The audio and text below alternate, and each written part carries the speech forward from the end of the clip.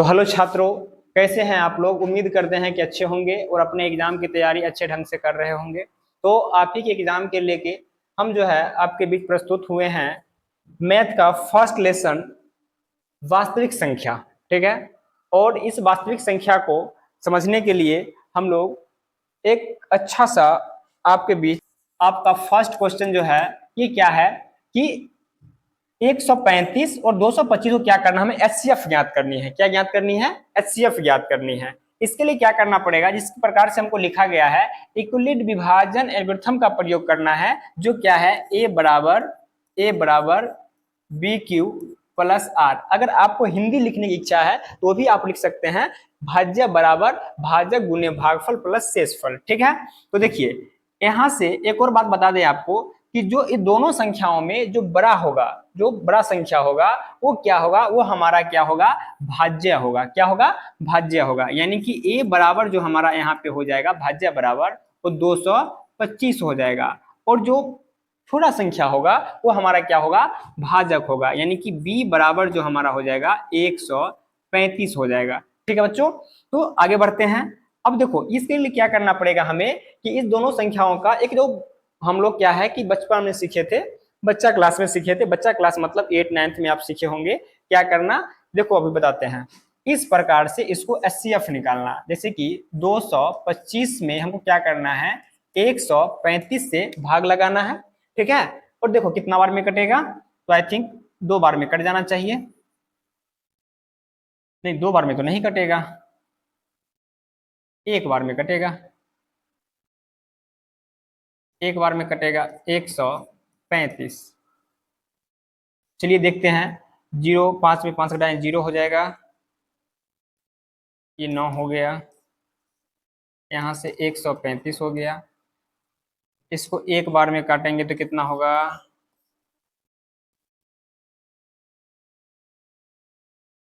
90 में 2 बार में कटेगा।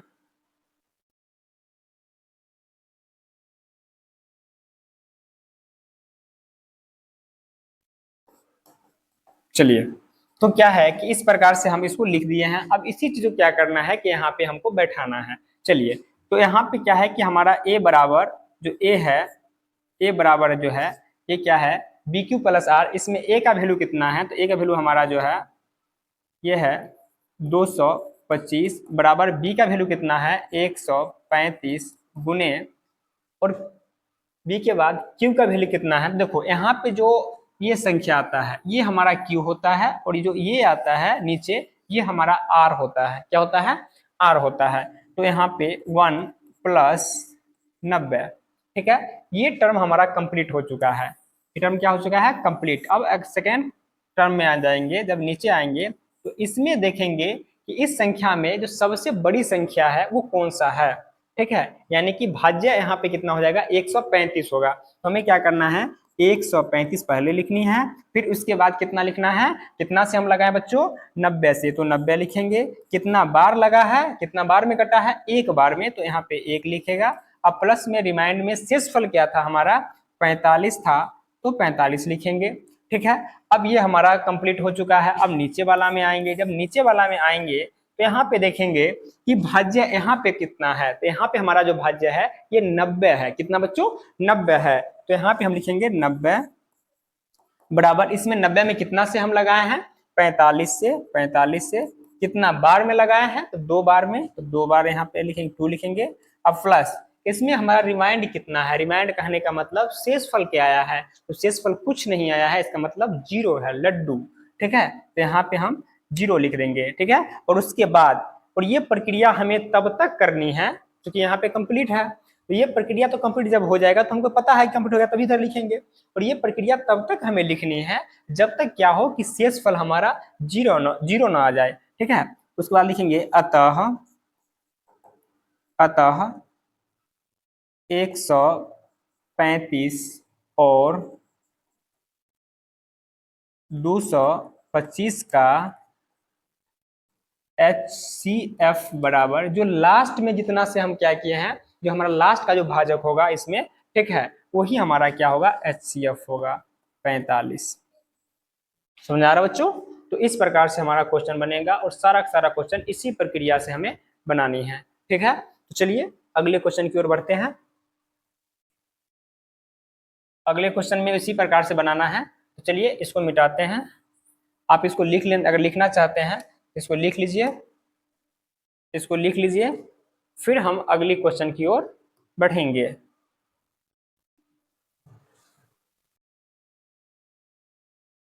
चलिए, तो उम्मीद है कि आप लिख चुके होंगे और आगे बढ़ते हैं।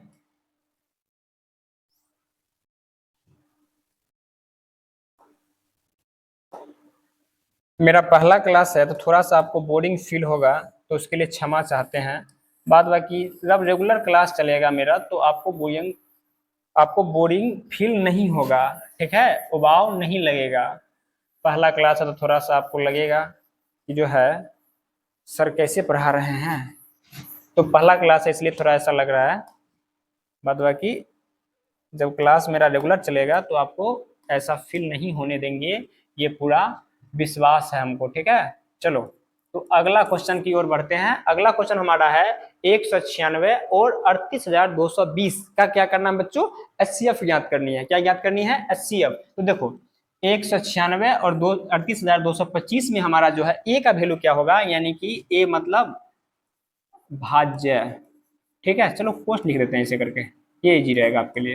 ठीक है, भाज्य, भाज्य बराबर कितना हुआ, तो 38,220। ठीक है, और भाजक क्या है बच्चों, भाजक, भाजक यानी कि बी, ये क्या है मेरे, तो यहाँ पे है 196। ठीक है, 196, यानी कि अब क्या करना है, इस प्रक्रिया को इधर हमें आराम से बनानी है, फिर इधर डालनी है। ठीक है, तो देखो 38,220 है ना, हाँ 220 में हमें लगाना है 196 से। कितना से लगाना है, 196 से। तो देखो कितना से लगता है, तो बच्चों ये जो है 195 से एक ही बार में क्या होगा, खलास हो जाएगा, यानी कि कट जाएगा। ठीक है, आप बोलोगे सर आप कैसे लिख सकते हैं एक बार में। देखो बच्चों, आप जब बार बार इसको बनाओगे, 1000 बार बनाओगे सवाल को, तो आपको क्या है ना, याद हो जाता है। ठीक है, आपको समझ में आने लगता है कि ये क्वेश्चन जो है एक ही बार में बन जाएगा।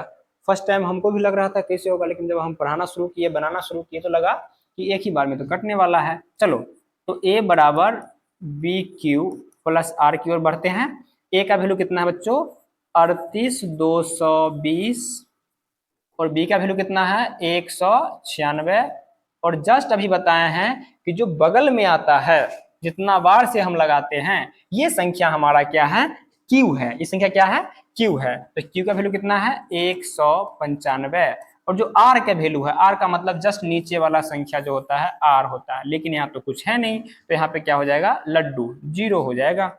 अच्छा, तो अब जो हमारा शेषफल क्या आ गया, 0 आ गया। तो क्या करना है आगे, आगे का प्रोसेस वही करना है जो पीछे किए थे। अतः कितना है, 196 और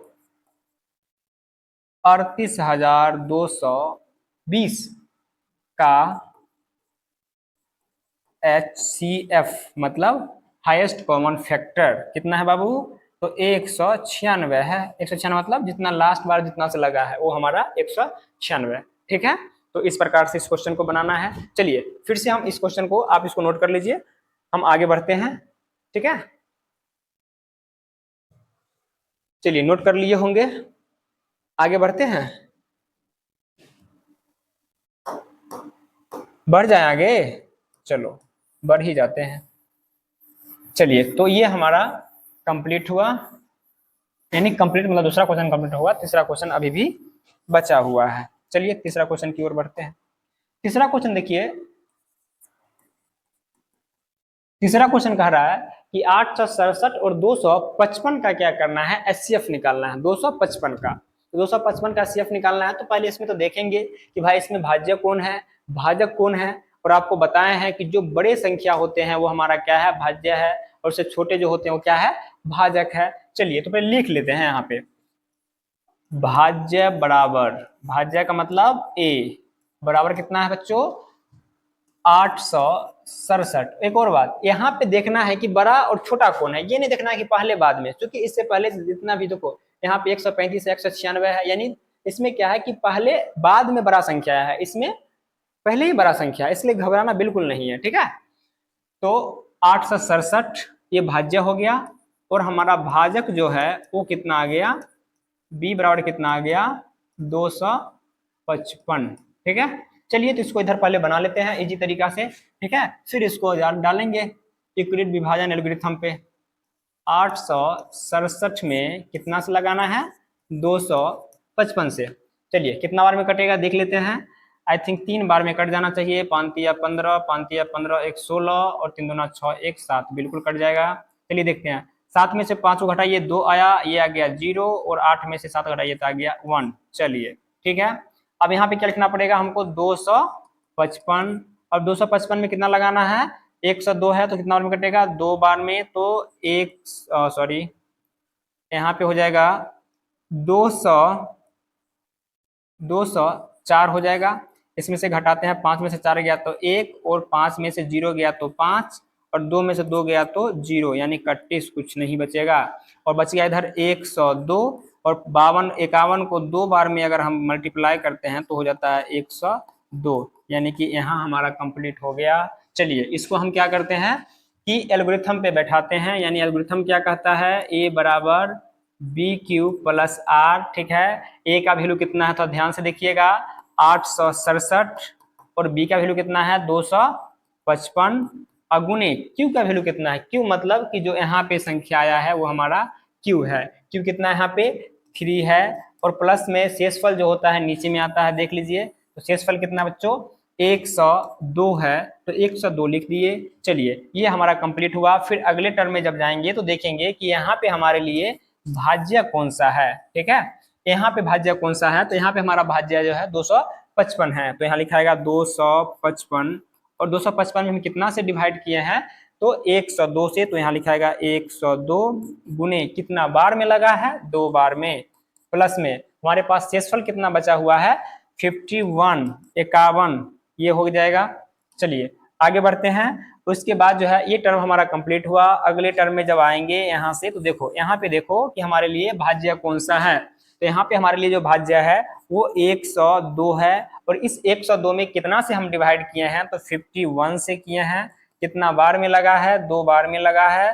शेषफल कितना है, कुछ भी नहीं है, लड्डू है, 0 है, ठीक है। चलिए हमारा शेषफल क्या आ गया, यहाँ पे 0 आ गया। तो अब क्या करेंगे, कुछ नहीं करेंगे, वही करेंगे जो पिछले बार किए थे। अतः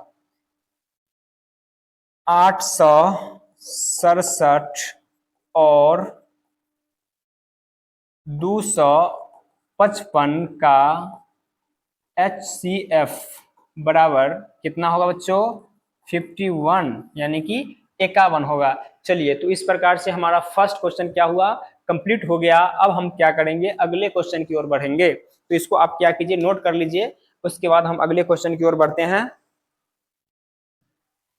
चलिए नोट कर लिए होंगे, नहीं नोट किए हैं तो आप वीडियो को पॉज कर लीजिए, रोक के आप नोट कर लीजिए, ठीक है। चलो तो आगे बढ़ते हैं बच्चों। ये रहा अगला क्वेश्चन आपके सामने। चलिए तो अगला क्वेश्चन क्या है देखते हैं, थोड़ा ध्यान से पढ़ते हैं।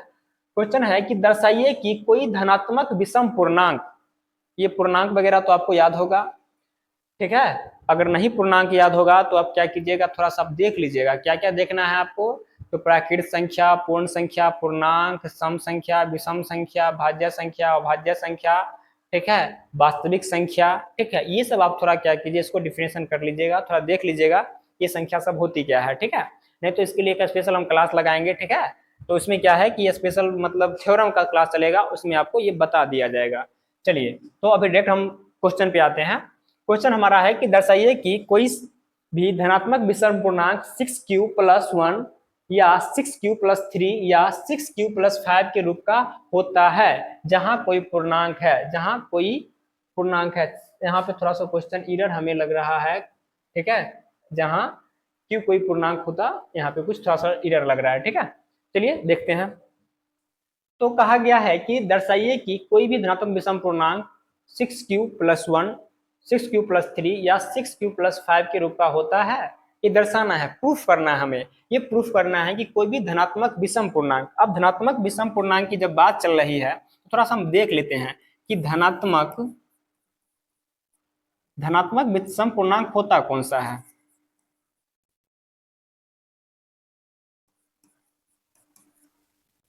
धनात्मक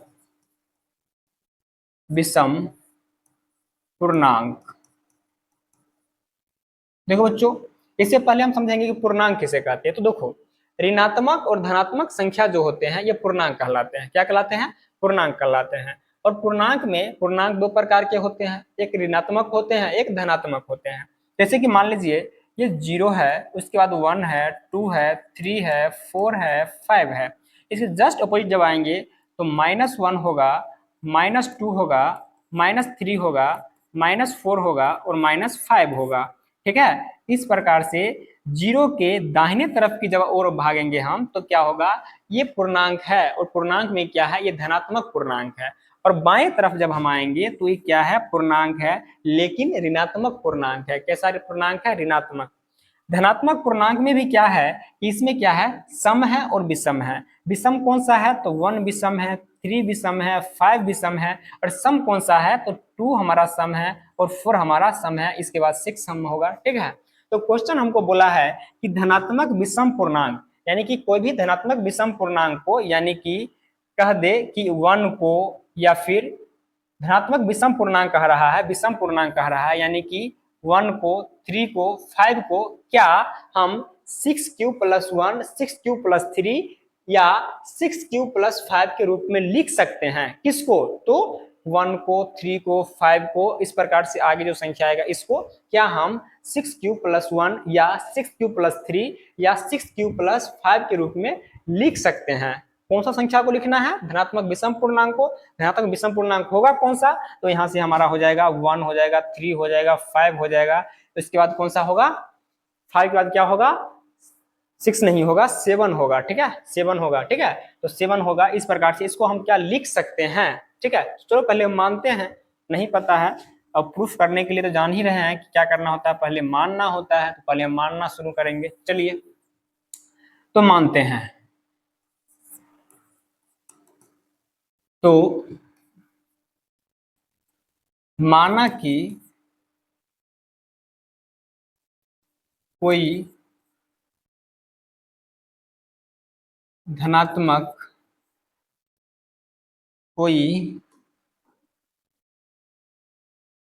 धनात्मक विषम पूर्णांक बराबर a। क्या माने हम? a माने। अगर आपको मानने की इच्छा हो x तो x भी मान सकते हैं, इसमें कोई दिक्कत की बात नहीं है। आप x भी मान सकते हो, y भी मान सकते हो, b भी मान सकते हो, a भी मान सकते हो। जो आप इच्छा करें वो मान लीजिए। हम इच्छा किया a मानने का, हम a मान लिए। ठीक है, चलिए तो मान लिए। आगे है, और यहाँ पे क्या है, थोड़ा सा क्या है, पिछले वाले आपको बताए थे कि यूक्लिड विभाजन एल्गोरिथम, ठीक है, जो आपको बताया गया था। तो देखो a मान लिए, और a बराबर जो होता है, और x बराबर भी वही होगा। यूक्लिड विभाजन में अगर हम चले तो भी हो सकता है। तो a बराबर जो होता है वो होता है bq+r। a बराबर bq+r। और a तो हमारे पास ऑलरेडी है, इसको मान चुके हैं। लेकिन a को हमको कहा गया है कि यहाँ पे 6q+1, 6q+3 या 6q+5 के रूप में लिखना है। तो यहाँ पे क्या करना पड़ेगा हमें? तो ध्यान से देखिए, तो b का जो वैल्यू है वो क्या है? 6 है। और q का जो वैल्यू है, q का वैल्यू है ही नहीं, वो q ऐसा ही है। और 1 का जो वैल्यू है, ठीक है, 1 का जो वैल्यू है, मतलब r का जो वैल्यू है वो 1 है, 3 है और 5 है। ठीक है, तो इसको ध्यान से समझिएगा। ये क्वेश्चन जो है थोड़ा तो समझने वाला क्वेश्चन है। ठीक है, इसको अगर मैथमेटिकली तरीका से अगर हम बनाते हैं तो नहीं बनता है, थोड़ा समझना पड़ता है तब बनता है। ठीक है, चलो देखते हैं। यहाँ से b बराबर जो हमें मानना पड़ेगा वो मानना पड़ेगा 6। क्या मानना पड़ेगा? 6 मानना पड़ेगा। और r बराबर जो मानना पड़ेगा, ठीक है, r बराबर हम बहुत सारा मान सकते हैं। 0 के बाद ऐसे भी आपको बता दे कि जो r का वैल्यू होता है वो क्या होता है, 0 से बड़ा होता है या 0 के बराबर होता है। ठीक है, और ये r का जो वैल्यू होता है और b का जो वैल्यू होता है, ठीक है, b का वैल्यू वो r से बड़ा होता है। यानी कि r का वैल्यू 0 से बड़ा होगा लेकिन r b से छोटा होगा। ठीक है, तो चलिए बढ़ते हैं। तो r का मान कितना होगा? 0 भी ले सकते हैं, 1 भी ले सकते हैं, 2 भी ले सकते हैं। चलो 1 से स्टार्ट करते हैं। 1 2 3 4 और 5 तक जाते हैं। क्योंकि हमें 5 तक सिद्ध करना है इसलिए हम 5 तक इसको माने हैं। चलो तो आगे लिखते हैं a बराबर b का वैल्यू कितना है 6 है, नहीं ऐसे करके, जब b बराबर 6 और r बराबर 1, तो a बराबर क्या होगा, a बराबर हमारा हो जाएगा 6q प्लस 1, 6 प्लस क्या होगा 1 होगा। अगर r बराबर 2 मानेंगे तो क्या बनेगा, यहां लिखते हैं सही रहेगा आपके लिए, r बराबर 2, तो a बराबर क्या होगा 6q प्लस 2, r बराबर अगर इसको 3 माने तो a बराबर क्या होगा 6q प्लस 3। ठीक है, थोड़ा इधर देख लीजिए, अगर r बराबर 4 लिखते हैं तो a बराबर क्या हो जाएगा 6q प्लस 4। अगर r बराबर 5 मानते हैं तो a बराबर क्या हो जाएगा बच्चों 6q प्लस 5। चलिए यहां तक तो लिख दिए, लेकिन हमें सिद्ध क्या करना है, केवल ही केवल हमको सिद्ध करना है कि 6q प्लस 1, 6q प्लस 3 और 6q प्लस 5 के रूप में हमें लिखना है। लिख सकते हैं, ये सिद्ध करना है। देखो तो लिखने के लिए लिख सकते हैं, लेकिन इसको थोड़ा समझाना भी होगा। कैसे, देखो तो ए बराबर जो हम यहाँ पे लिख दिया आपको 6q प्लस 1, ये कैसे कोई धनात्मक विषम पूर्णांक है, इसको सिद्ध करना है। जैसे समझिए कि ये जो है a बराबर 6q प्लस 1 है, ये कैसे धनात्मक विषम पूर्णांक है, ये 6q प्लस 1 धनात्मक विषम पूर्णांक कैसे है, इसको शुद्ध करते हैं। देखो अगर मान लो कि हम क्या करें कि 6 को 6 और q का मान 1 रखे, q का मान क्या रखे 1 रखे, तो 1 जब हम रखेंगे तो 1 और प्लस 1, तो 6 को 1 से मल्टीप्लाई करेंगे तो हो जाएगा हमारा 6 और प्लस 1 को ऐड करेंगे तो हो जाएगा 7। क्या हो जाएगा 7।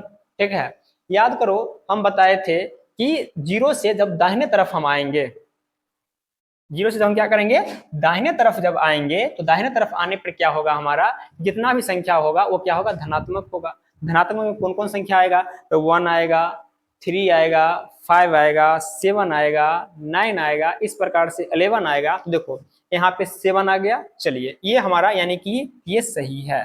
ठीक है, एक सिद्ध हो गया हमारा।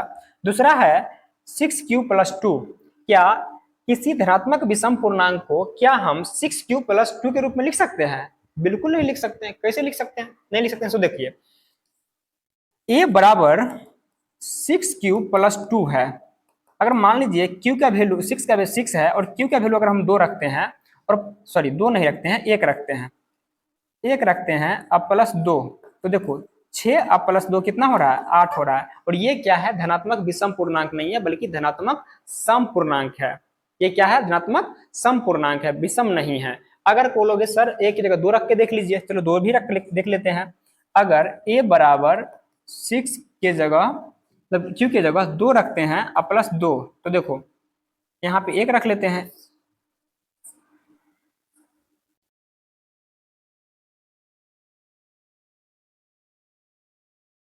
ठीक है 2 रख लेते हैं। ठीक है, तो कितना हो जाएगा देख लीजिए, 6q प्लस 2 में 6 दूना 12 और प्लस 2 कितना होगा 14 हो जाएगा, जो क्या है पूर्णांक तो है, लेकिन ये क्या है धनात्मक सम पूर्णांक है। ठीक है, तो इस प्रकार से क्या है, इस प्रकार से हमारा धनात्मक विषम पूर्णांक जो है उसको किस किस रूप में लिख सकते हैं, तो उसको जो है हम 6q प्लस 1 के रूप में लिख सकते हैं, इस रूप में नहीं लिख सकते हैं, इसमें लिख सकते हैं। काहे कि देखिए 6 को क्या करेंगे, फिर q का वैल्यू 1 रखेंगे तो 6 का 6 और 6 और 3 कितना हो जाएगा 9 हो जाएगा, यानी कि इस रूप में हम लिख सकते हैं। ये भी सिद्ध हुआ। आगे इस रूप में लिख सकते हैं, नहीं लिख सकते हैं, क्यों लिख सकते हैं, क्योंकि q का वैल्यू जब हम 1 रखेंगे तो 6 गुने 1 6, और 6 को जब हम 4 से ऐड करेंगे, जोड़ेंगे तो ये कितना हो जाएगा 10 हो जाएगा, तो ये भी नहीं लिख सकते हैं। आगे a बराबर 6q प्लस 5, अगर मान लीजिए q का वैल्यू 1 रखते हैं तो 6 को 1 से मल्टीप्लाई करेंगे 6 होगा, और 6 को 5 जोड़ेंगे तो कितना हो जाएगा 11 हो जाएगा। यानी कि इस प्रकार से किसी भी धनात्मक विषम पूर्णांक को हम इस प्रकार से लिख सकते हैं। जब ये सिद्ध हो गया तो अंत में हमको लिखना पड़ेगा अतः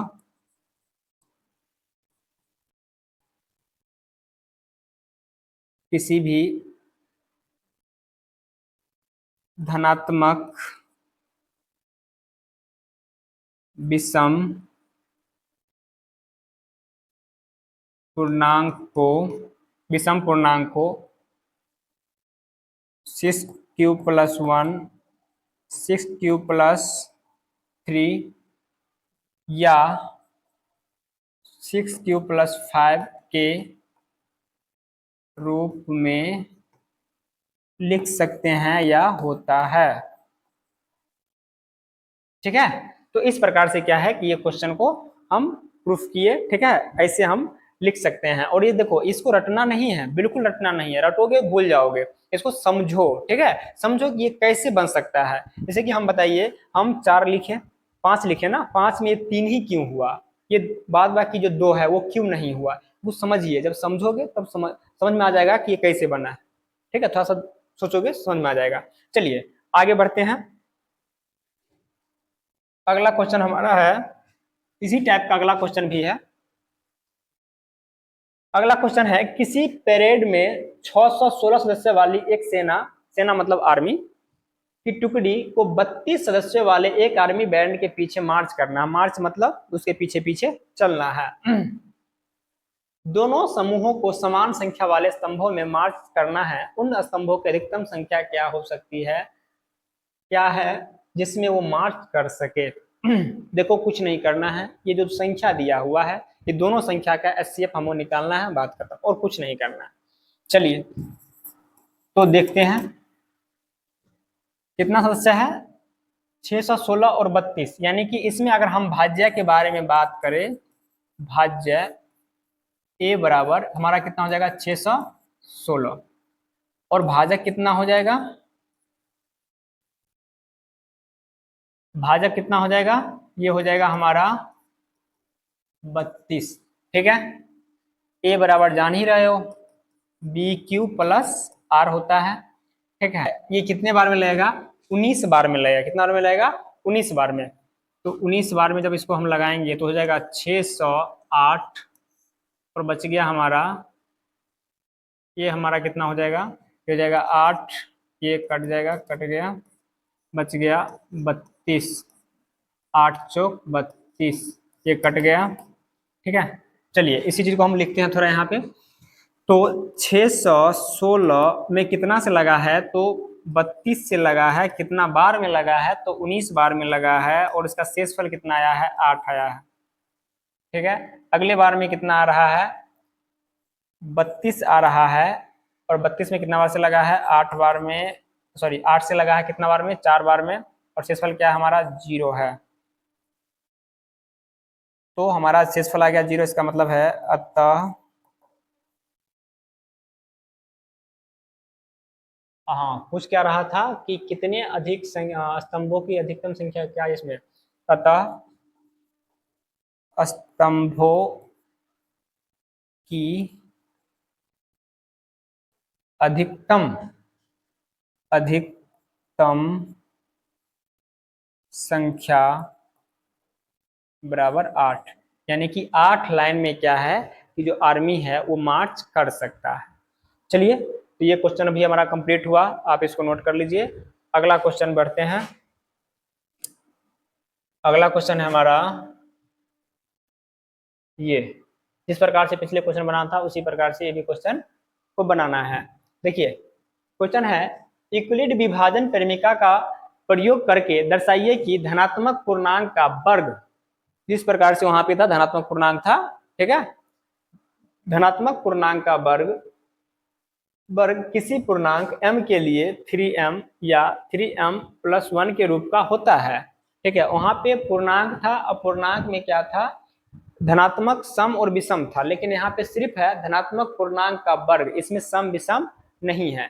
तो चलिए पहले हमको मानना पड़ेगा, ठीक है। तो माना कि कोई धनात्मक पूर्णांक बराबर ए, क्या मानेंगे, ए मानेंगे, आपको इच्छा है एक्स मान लेता, एक्स भी मान सकते हैं, कोई दिक्कत की बात नहीं है। और इसमें कहा है यूक्लिड विभाजन प्रेमिका, वही चीज जो आपको बताया गया है, ठीक है। यूक्लिड विभाजन प्रेमिका कहता है ए बराबर बी क्यू प्लस आर, ठीक है, भाज्य बराबर भाज्य गुणे भागफल, यही कहता है। तो चलिए यहां से हमारा जो है 3 के रूप में है, ठीक है। तो जो b का वैल्यू होगा वो 3 मानना पड़ेगा, r का जो वैल्यू है वो 0 1 और आगे अगर मानना पड़े 2 3 तो आगे मान सकते हैं, ठीक है। तो यहाँ पे ये हो गया।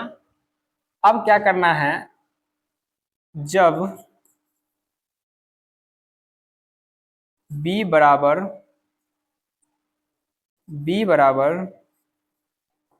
3 r बराबर 0 तो a बराबर क्या होगा, तो a बराबर होगा 3q, ठीक है, अब प्लस 0, 3q प्लस 0।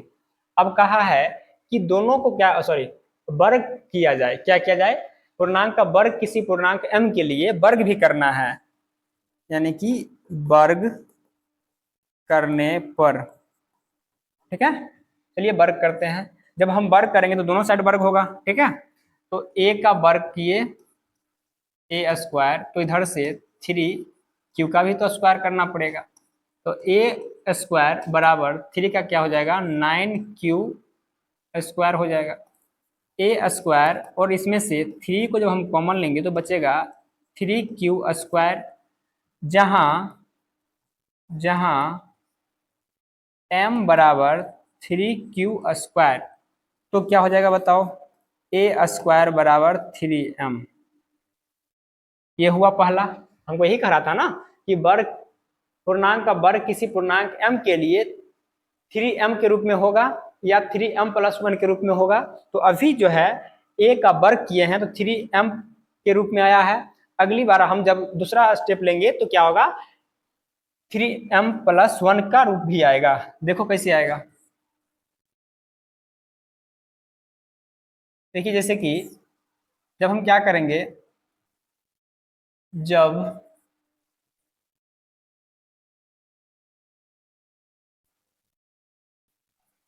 जब b बराबर 3 और r बराबर 1, r बराबर क्या लेंगे 1 लेंगे, तो a बराबर क्या हो जाएगा, ये हो जाएगा 3, ए बराबर हमारे पास आ जाएगा 3q प्लस 1, इसका स्क्वायर कर रहे हैं, वर्ग कर रहे हैं, तो इसको भी तो वर्ग करना पड़ेगा, 3q प्लस 1 का वर्ग करना पड़ेगा। 3q प्लस 1 का जब हम वर्ग करेंगे तो a प्लस बी का होल स्क्वायर जान रहे हैं आप लोग, a प्लस बी का होल स्क्वायर होता है A square plus 2ab plus B square, ठीक है। तो 3q का स्क्वायर प्लस 2 इंटू ए यानी कि 3q प्लस बी यानी कि 1 और प्लस बी का स्क्वायर मतलब 1 का स्क्वायर। चलिए तो आगे बढ़ते हैं, 3 का स्क्वायर हो जाएगा 9q square plus 6q plus 1, ठीक है। अब कहा है हमको कि क्या 3m प्लस 1 के रूप में हो सकता है, देखते हैं होता है कि नहीं होता है। तो यहां से हम क्या करते हैं 3 को कॉमन लेते हैं, क्या करते हैं 3 को कॉमन लेते हैं, कॉमन लेने के बाद इधर बचेगा 3q स्क्वायर प्लस 2q, क्या बचेगा 2q, और इधर प्लस में 1, जहां जहां m बराबर 3q स्क्वायर प्लस 2q, तो 3m प्लस 1 होगा, क्योंकि ये पूरा का पूरा जो है ये किसके बराबर होगा m के बराबर होगा। जब वो पूरा पूरा m के बराबर होगा तो इस प्रकार से हमारा क्या है, ये सारा सारा किस में बदल जाएगा, 3m+1 के रूप में बदल जाएगा। यानी कि ये जो हमको बताया गया क्वेश्चन में कि क्या इसको इस रूप में होता है, तो लिखेंगे यहाँ पे, फिर नीचे में लिखना पड़ेगा हमें, अतः कोई भी धनात्मक पूर्णांक, कोई भी धनात्मक पूर्णांक का वर्ग 3m या 3m+1 का होता है। ये क्या है कि 3m या 3m+1 का होता है। ये क्लियर हुआ बच्चों। चलिए तो अगली क्वेश्चन की ओर बढ़ते हैं, आप इसको नोट कर लीजिए। आप इसको क्या कीजिए, वीडियो को पोस्ट कर लीजिए, स्क्रीनशॉट ले लीजिए, आपको जो करना है कर लीजिए, बट इसको नोट कर लीजिए। अगला क्वेश्चन की ओर बढ़ते हैं।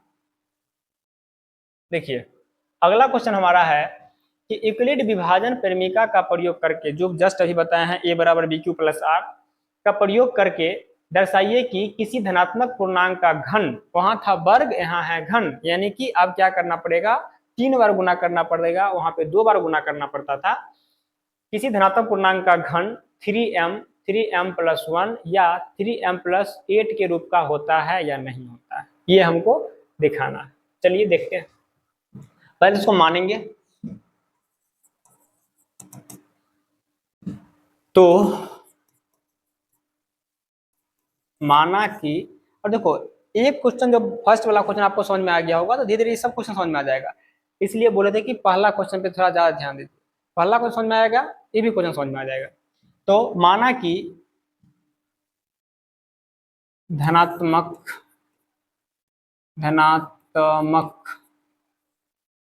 पूर्णांक बराबर a, हमको a मानना है, आपको जो मानना है मान सकते हैं। चलिए तो क्या माने, a माने। आगे बढ़ते हैं। यूक्लिड विभाजन का बात कर रहा है, यानी कि a बराबर bq प्लस r तो होगा ही होगा, ठीक जा रहे हैं। चलिए उसके बाद क्या कहा है कि 3m या 3m+1 या 3m+9 के रूप का होता है कि नहीं, क्यों बोला है, ठीक है। तो चलिए देखते हैं। यहाँ पे a बराबर तो मान ही लिए हैं भाज्य, b बराबर हमको मानना पड़ेगा 3, ठीक है, और r बराबर मानना पड़ेगा 0 से स्टार्ट करते हैं, 0 0 1 2, ठीक है। जब b बराबर 3, जब b बराबर 3 r बराबर 0, तो a बराबर 3q प्लस 0। अब बोला हमें क्या करने के लिए, घन करने के लिए, ठीक है। घन करने पर, क्या करने पर, घन करने पर। चलिए घन करते हैं। तो a का q बराबर इसका q, 3q का q, a का q मतलब 3×9=27q का q, a q बराबर 27 है तो हमको लाना है 9 के रूप में। चलो 9 कॉमन लेते हैं, 9 जब हम कॉमन लेंगे तो बचेगा 3q का q, ठीक है। लिख देंगे जहां 3q बराबर m, तो एक q बराबर हो जाएगा 9m। यहाँ थोड़ा ध्यान से देखिए, इसको बोला गया था कि क्या किसी धनात्मक पूर्णांक का घन करने पर क्या 9m के रूप में लिख सकते हैं, बिल्कुल लिख सकते हैं। कोई धनात्मक पूर्णांक जो है a है, उसको q करेंगे तो हम 9m के रूप में लिख सकते हैं, ठीक है। चलिए आगे बढ़ते हैं। आगे बढ़ने पर क्या है, इसको यहाँ लिखे तो बेटर रहेगा। अरे यार, ये तो इसका नखरा जाने का नाम ही नहीं ले रहा है। जहां m बराबर 3q। चलिए आगे है, जब b बराबर 3, r बराबर 1, तो a बराबर क्या होगा। तो a बराबर हमारा हो जाएगा, देख लीजिए ध्यान से थोड़ा, a बराबर हो जाएगा 3q+1, 3q+1। अच्छा, अब घन करना है तो लिखेंगे घन करने पर, तो a का जब हम q करेंगे तो हो जाएगा 3q+1 का भी तो q होगा, बराबर। अब a प्लस बी का होल क्यू क्या होता है, तो a प्लस बी का होल क्यू होता है a3+3a²b+3ab² समझ आ रहा बच्चे। चलो आगे बढ़ते हैं, तो ए क्यू यानी कि 3q का क्यू प्लस 3a² यानी कि 3q का स्क्वायर इंटू बी मतलब 1 प्लस 3a यानी कि 3q इंटू b² यानी कि 1 का स्क्वायर प्लस 1q bq यानी कि 1 का क्यू। चलिए थोड़ा लंबा हो गया है, यहाँ पे q होगा, ठीक है। ये हो जाएगा 27q का क्यू प्लस, इसको करेंगे तो 9 हो जाएगा, और 9 को फिर 3 से करेंगे तो 27q² प्लस यहाँ पे हो जाएगा 9q और प्लस इधर हो जाएगा 1, ठीक है। और हमें लाना है 9m+1 के रूप में, 9m+1 के रूप में। चलिए तो क्या करते हैं, इसमें से हम क्या कर रहे हैं 9 कॉमन ले रहे हैं, तो क्या बचेगा 3q का क्यू प्लस फिर 3q² और प्लस q और प्लस में 1, ठीक है। और बराबर में लिखेंगे 9m+1, जहां m बराबर 3q का क्यू प्लस 3q का स्क्वायर और प्लस q, ठीक है बच्चों। तो इस प्रकार से क्या है कि अगर किसी धनात्मक पूर्णांक का अगर हम घन करते हैं तो उसे हम 9m+1 के रूप में भी लिख सकते हैं, समझ में आ रहा बच्चों। तो इस प्रकार से ये भी हो गया। चलिए आगे जो हमारा है वो क्या है, 9m+8 के रूप में लिख सकते हैं या नहीं लिख सकते हैं, इसके बारे में पढ़ेंगे, ठीक है। तो इसके बाद इसको सिद्ध करना है, तो आप ये दोनों लिख चुके हैं, अब इसके बाद जस्ट उसको हम बनाएंगे, तो इसको लिख लीजिए आप लोग, अगर लिख लिए होंगे तो चलिए इसको हम आगे बढ़ाते हैं। इधर से तो आप लोग लिख चुके होंगे, उधर आप लोग लिख लीजिए तब तक। चलिए तो आगे बढ़ाते हैं इसको। आगे हमारा है कि क्या, हाँ तो फिर से वही प्रक्रिया पे चलनी है हमें, जो प्रक्रिया पे पिछले बार चले थे। जब b बराबर 3, जब b बराबर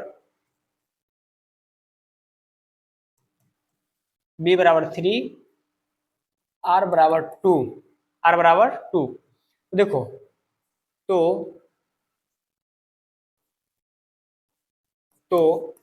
a बराबर क्या होगा, a बराबर हो जाएगा 3q+2। घन करना है, घन करना, करने, करना नहीं करने, घन करने पर, अरे घन करने पर, तो इसमें हम क्या कर रहे हैं, घन कर रहे हैं। तो देखो a का q करेंगे तो इधर भी होगा, 3q+2 का भी q करेंगे। अब देखो यहाँ पे क्या है, a प्लस बी का जो होल q होता है वो जस्ट अभी बताया है, फॉर्मूला में क्या होता है, a3+3ab+3ab² प्लस bq, ठीक है, ये फॉर्मूला होती है। तो यहां से क्या है कि देखिए ए क्यू यानी कि 3q का q plus 3a² B 3a² यानी कि स्क्वायर का मतलब 3q का स्क्वायर इंटू बी का मतलब 2 और प्लस 3ab²। 3a का मतलब हो जाएगा 3q और बी का मतलब हो जाएगा 2 का स्क्वायर और प्लस बी का क्यू मतलब 2 का क्यू, 2 का क्यू। चलिए तो आगे बढ़ते हैं। 27q प्लस 3×9 27q स्क्वायर, नहीं 27 नहीं होगा, वहां तो मिस्टेक नहीं किए हैं, नहीं ठीक है। 27 27 दूना 54 हो जाएगा, 27 दूना 54q स्क्वायर प्लस यहाँ हो जाएगा 3×9 और 9 दूना 9 चौक 36, 36 क्यू और प्लस में हो जाएगा 8। चलिए आगे बढ़ते हैं। आगे क्या करना है कि हमको लाना है 9m प्लस 8 के रूप में। तो 9 प्लस 8 के रूप में लाने के लिए क्या करना पड़ेगा, हमें 9 कॉमन लेना पड़ेगा। तो 9 अगर हम कॉमन लेते हैं तो क्या बचेगा इसमें, इसमें बचेगा 3q का q प्लस, ठीक है 3q का q प्लस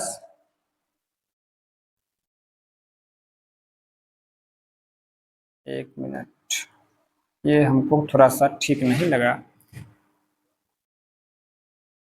3q का q प्लस, हाँ 6q स्क्वायर प्लस 4×9 = 36, 4q और प्लस 8।